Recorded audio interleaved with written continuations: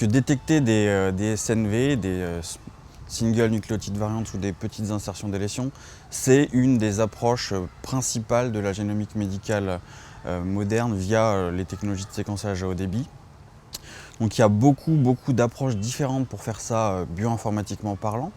Il y a autant d'outils associés qui vont les implémenter. Donc, il y a principalement un outil qui est unanimement reconnu et adopté par la communauté scientifique et aussi dans la génomique médicale. C'est l'outil produit par le Broad Institute qui s'appelle GATK pour Genome Analysis Toolkit.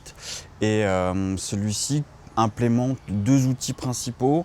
Un qui est assez compliqué, Haplotype Caller, puis un autre qui est plus simple avec une approche naïve mais efficace qui s'appelle Unified Genotyper.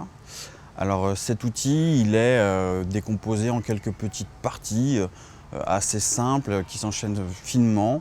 On va naïvement parcourir les bases du génome, une par une, après avoir aligné les données évidemment sur ce même génome de référence. On va donc parcourir ces bases et puis à chaque fois qu'on va détecter une base avec une différence par rapport à la référence, on va garder dans un coin cette base en mémoire, le temps de terminer l'analyse sur tout le génome.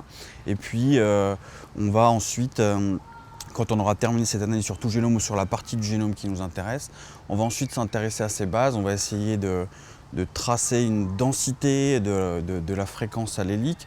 On appelle ça une distribution. Et ça va faire un joli petit graphe.